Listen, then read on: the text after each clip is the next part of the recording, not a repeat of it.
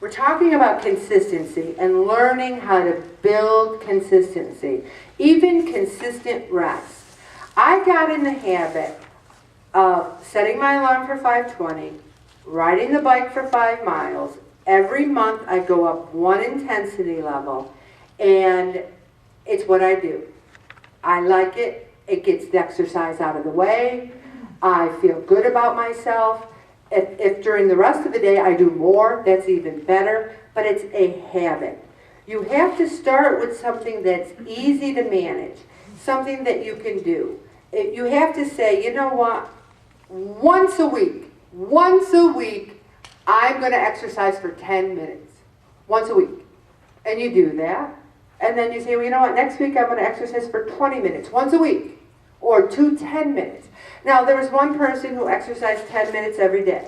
And I said to them, now that they're at a little bit of a plateau, why don't you try doing 10 minutes in the morning and 10 minutes in the afternoon? And then they reached into their purse, got a butcher knife, and tried to kill me. Because no, I'm only kidding. But that's what we have to do. You have to say, I'm going to try a little bit in the morning, a little bit at night, if you reach a plateau. Also, you have to be accountable. There are people who are very sloppy on their food logs. They're really fooling themselves. When you write Easter dinner, and then people have said to me, I'm too busy to do a food log. I hate comparisons. I really do. I'm not going to go into complete, total detail, but I'm kind of busy. I'm a busy person. And I also am doing the whole Tournament of Bad ad campaign. I'm doing the whole Memorial Day Mass. I'm helping coordinate the collection for the troops. I work full time. I have a 16-year-old son. I have a sister in a nursing home. I have a mother who's not well. I do my food log. We're all busy. You eat something, you write it down. You eat something, you write it down. It's not real. It's what it is your commitment, your consistency to do it. And you have to have an excuse buster. You have to say, remember last week I talked about the bad devil and the good angel. I'll be your good angel. You call me up on a Sunday's the best day. Say, you know, Ellen, I really don't feel like keeping a food log. And I'm like, really?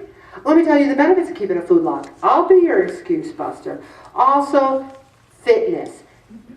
If you don't do anything, go out, save your bottles, get $5 and come to the prayerful movement. You just move.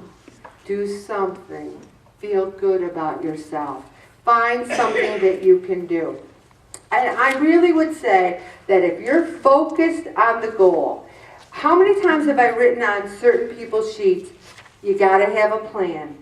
You got to have a plan. You have to be committed. You have to be consistent. If week after week you're having, English muffin Pop-Tarts, if you're having a lot of ham, a lot of mac and cheese, a lot of high sodium soups, you're not exercising, week after week, are you committed? Are you consistent in your weight loss goals? And here's how this one person, Scott Young, said that they became consistent. So many people are good starters, but they're lousy finishers. There's certain people in this room that I would want in my foxhole. If I was in the military, I would go around the room and I know who to put in my foxhole. Because they say they're going to do something, they'll do it. They say, I will be there, I will do this, I can take it to the bank. And then there's some people who say, I'm going to come to every meeting, I'm going to be consistent. And then there's a wind that's blowing. Oh, I can do this. Maybe that sounds better than listening to Ellen go, blah, blah, eat less, blah, blah, move more. You need to say, I am going to finish this for once in my life. It's funny, my mother's 78 years old. She quit smoking in 1997. And she hasn't had a cigarette since because it was too expensive. So at Easter, remember I told you she was off her feed? Because she says to me, I'm sick of being fat. She's 78. And she's sick of being fat. It doesn't matter when you make that. And she's been losing weight. She's doing great. And she feels better. She can move around better. She's got terrible arthritis. It helps. It doesn't matter when that light bulb goes off. When you're 50, when you're 30, when you're 78. The important thing is that when it does go off, you consistently try to be a finisher. That you have to understand that a consistent person doesn't care that their weight loss plan isn't working after 3 weeks. A consistent person knows it takes years, it takes decades. Through the grace of God, we have decades. Through the grace of God, we will be here 10 years from now. How many times can we just sit there and remember friends of ours who would give anything to be alive, or family members who are gone that would say, wow, I wish my biggest problem were 30 pounds. We need to put that in perspective.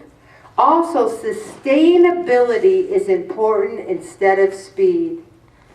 In 1999, I lost 100 pounds. Boom! Oh, I was a star. I lost 100 pounds. I gained it back. I didn't have the sustainability. The reason it's working this time, adding that God element, eat less, move more, pray. He is there to help us. He is there to see us through.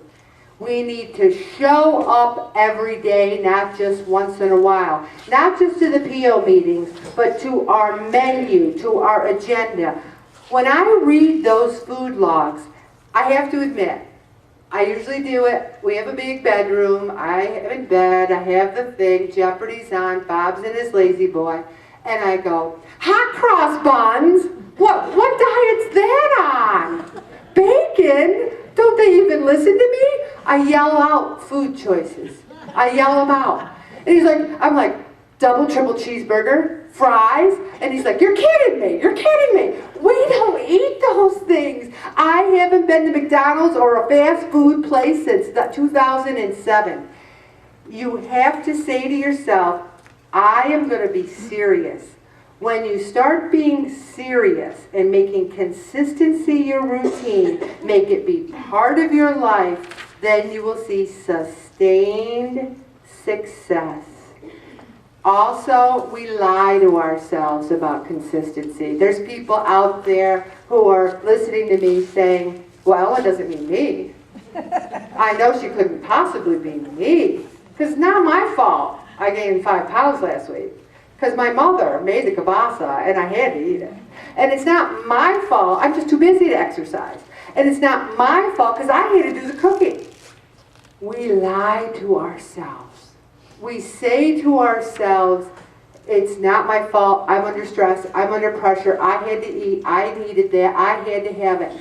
It's okay to make choices. Now, there's a person here who, instead of eating dinner one night, had a piece of banana cream pie, and they lost 2 pounds. It was their dinner. They ate it with dignity. It was one of the best things they ever ate. But they made a choice not to have a 1,500 calorie meal and the banana cream pie. Also, Bobby, I'm going to stop there. One other thing before I stop. Choose to stick with a plan even if it isn't paying out immediately. Choose to be consistent. Because if you try for a week and then you say, well, I guess this isn't going to work.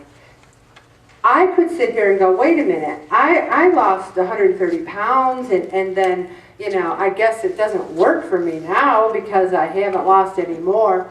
It is what it is. I did good. I didn't gain it back. If I'm consistent, I will keep it off. If I try different things, I will lose the rest. Okay, Bob.